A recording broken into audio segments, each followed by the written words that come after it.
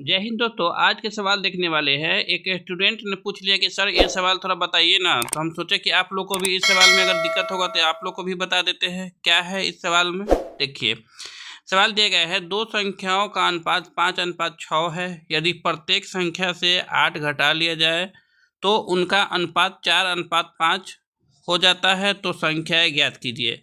कुछ नहीं करना है, संख्या हमको मानना है। संख्या हमको नहीं दिया है तो क्या मानेंगे हम, x मान लेंगे। ठीक है, चलिए मेरा पहला अनुपात क्या दिया है।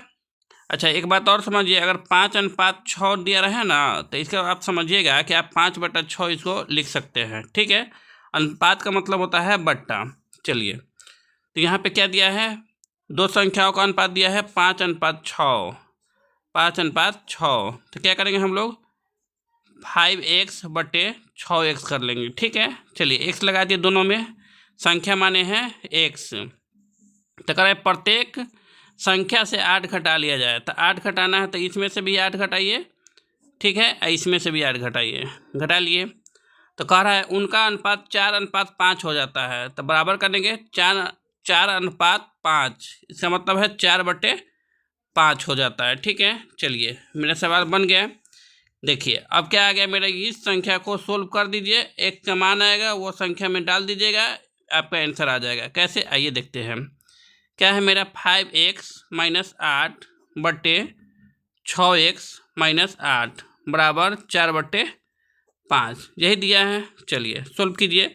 क्या करना है, क्रॉस गुना करना है। तो कीजिए, 5x में 5 से गुना कीजिए तो 5x गुने 5। ठीक है, माइनस, फिर क्या करना है, 8 में 5 से गुना हो गया, बराबर कर दीजिए 6x में 4 से, 6x गुने 4 माइनस 8 गुने 4, तो 8 गुने 4।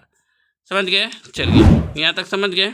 करिए, 5 में 5 से गुना कीजिए तो यानी 25, 5 में 5 से कीजिएगा तो 25x हो गया, माइनस 8×5 = 40 हो गया, बराबर 6 में 4 कीजिएगा तो 6 चौक 24, तो 24x हो गया, माइनस 8 चौका 32 कर दिए। चलिए अब क्या करना है, जिसमें x लगा हुआ है उसको एक साइड कीजिए, जिसमें x नहीं लगा हुआ उसको एक साइड कीजिए।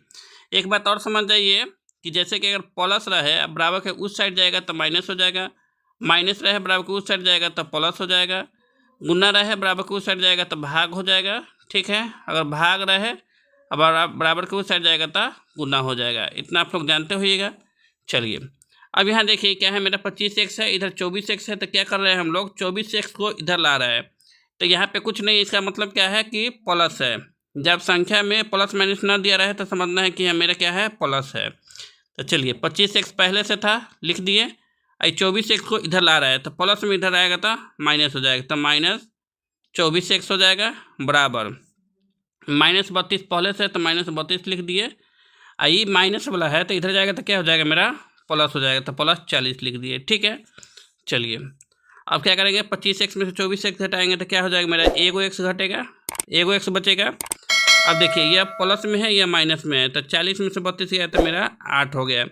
बहुत सारे स्टूडेंट यहाँ भी कन्फ्यूजन रहेंगे कि सर यहाँ माइनस क्यों नहीं लिखे है। तो एक बात समझ लीजिए, जैसे यहाँ पे देखिए इस दोनों में जो बड़ा रहेगा क्या होगा, जो बड़ा रहेगा उसी का बड़ा रहेगा, उसी का चिन्ह लगता है, उसी का साइन लगता है। तो कौन है बड़ा, तो यहाँ पे 40 है बड़ा, 40 में क्या है, प्लस है, इसलिए x बराबर आ गया 8। अब बहुत सारे स्टूडेंट कहेंगे सर आंसर तो आ गया 8, लेकिन आंसर अभी नहीं आया है, आप गलत हो जाइएगा। यहाँ तक भी छोड़ते हैं तो आप गलत हो जाइए। कैसे, आइए देखते हैं। मेरा संख्या क्या दिया था, कह रहा है कि तो संख्या ज्ञात करें। संख्या मेरा क्या है, x है।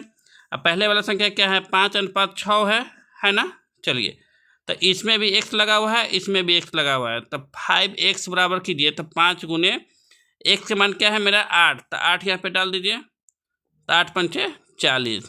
चलिए एक संख्या 40 आ गया, एक क्या है 6x, तो क्या कीजिए 6 गुने 8, तो 8×6 48, एक संख्या आ गया 48। ठीक है, तो इसका राइट आंसर आ गया 40 48। समझ में आ गया, इस सवाल का राइट आंसर आ गया, क्या आ गया मेरा 40 और 48।